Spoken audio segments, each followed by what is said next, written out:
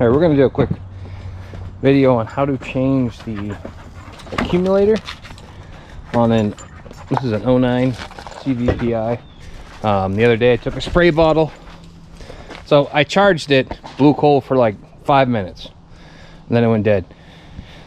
Charged it again like a month later just to see if I could find the leak. Took a spray bottle, spraying around everything. I think I might have footage of it. But anyways, right down there in the center, you can see that rusty thing right there. You can actually see the crack right here. We're gonna go ahead and pull it out. There's a couple tools that you need for doing this. Well, really, there's one specialty tool, and that is these spring lock disconnection set. I guess the white one works with Fords. I got this for like 14 bucks at Advanced Auto. You can get it pretty much at any parts store. Man, I don't give her. Well, I guess not. She'll be right back. So I give her a minute. Anyways, any parts store, but you need this to disconnect the lines. The other thing that you need to do, I don't have to in my particular case because this thing is not charged, but you would never do this, but I'm just demonstrating the fact that there's nothing in here. You know, I can push down. This is the high port, high pressure port. There's nothing in there, nothing in the low pressure port. I've had a leak, and so all the coolant leaked out, so there's no pressure in there. You wouldn't want to take this apart though if it was pressurized. You'd take it to an actual, somebody who had the tool that could remove the pressure so that they're not polluting the environment and that they're not, also you won't get hurt. So first thing that you're gonna need to do, get your coolant bottle out of the way. I don't think you actually have to disconnect anything, but I'm gonna go ahead and just unbolt it here. I think it might just be this one 8mm.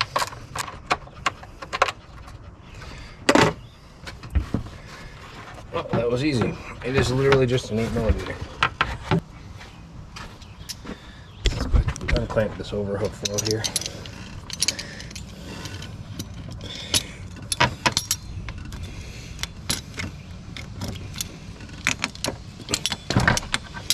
Come on, you little sucker. There we go.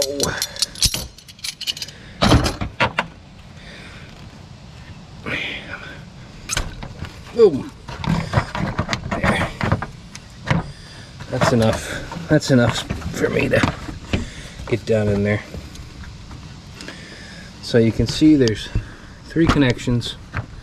1, 2, 3. This one is actually a sensor. I'm gonna unclip this right here. There we go. Come on. Yeah. It just clips off there like that. Let's go ahead and take these safety clips off the connectors. They just literally slide off. Now, I always advise using some safety glasses and gloves just in case you're dealing with anything that might be pressurized. I know it's not, but just in case. So I'm gonna go ahead and grab those. I'm gonna cheat. That clamp's giving me a hard time. I can't seem to get it out. I don't need that old one, so let's go ahead and put this right here. Put that right there and just hope that I don't break anything else. So in case anyone wants to know how these work, if you look right in here, there's an actual spring. You can see it's coiled around. It's holding it in place. The lip of this slides up in against that spring, pops it up out of the way so you can maneuver these free. Yeah, we're free. Just catching on the O-rings now. It's a little rusty. They should use all new O-rings, but that ain't happening.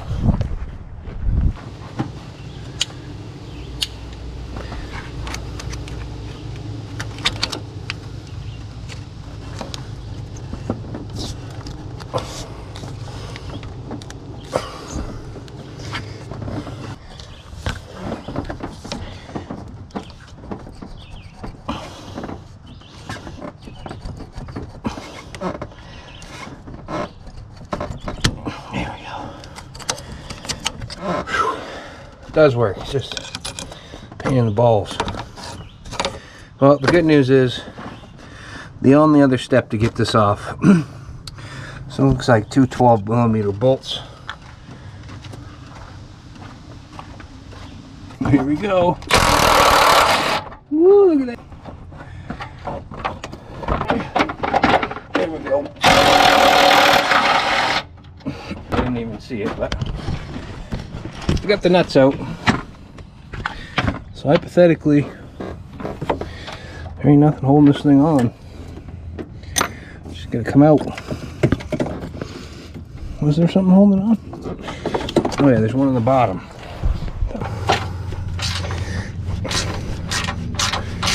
13 on the bottom. That thing should be ready to get out of there. Should have brought the gun. Although I don't use the snap-on wrench enough. Birthday present from my buddy. And it's a nice ratchet. The old one. Gotta pull this off quick. That was easy.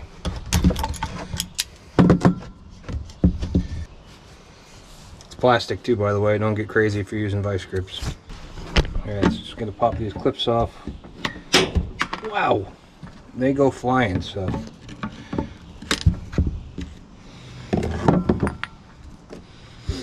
Is there another one? Clips on both sides.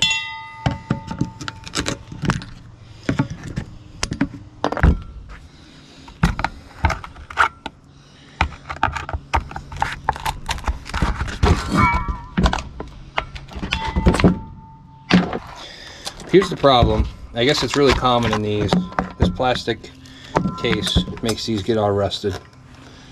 So you can see it's rusted, but like right here is actually where it cracked. Right there, it was leaking on all the coolant. So this, no good. Let's go ahead and grab the new one.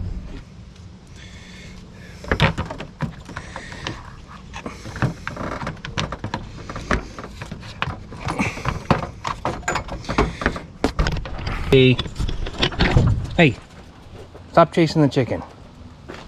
Hi, chicken. She likes to chase him around, or her around, and then, hey, it scares her and she poops. And then this sicko eats them. Ah.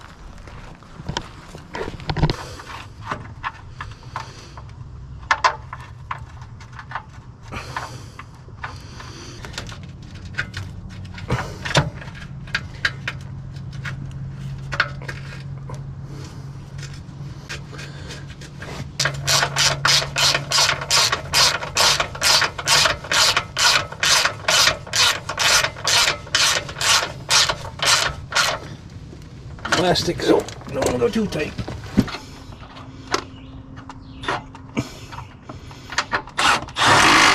Beautiful. Next.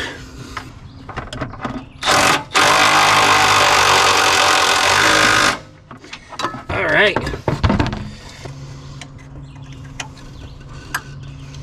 Put that on there. These are oiled, which is nice. Oiled and clean.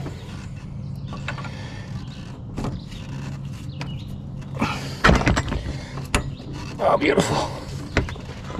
She popped in.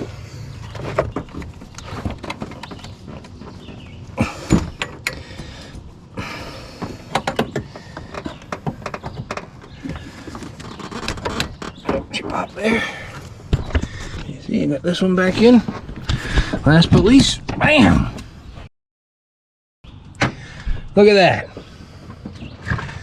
Alright, slap this little bad boy in there. Make sure you put these safety clips back on too, by the way. These are a little important. Just in case. You never know what could happen.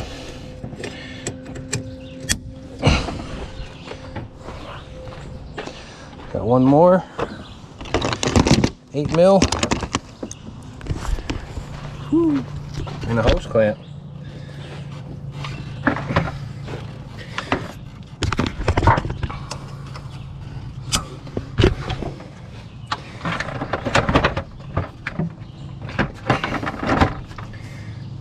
I'm excited.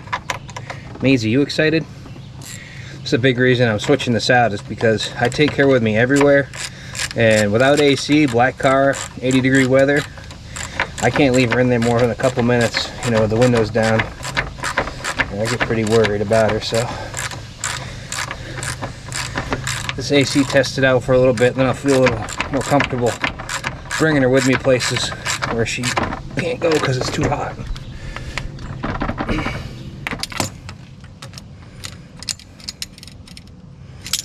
There, that's it. 8mm clamp back on. Don't think I'm forgetting anything, so let's go ahead and load this bad boy with some R134, see what happens.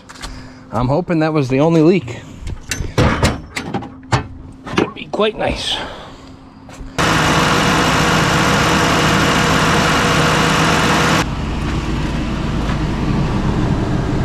Oh yeah, much colder. Well, that's pretty good actually. Ooh. Let's keep putting it in there. Yeah.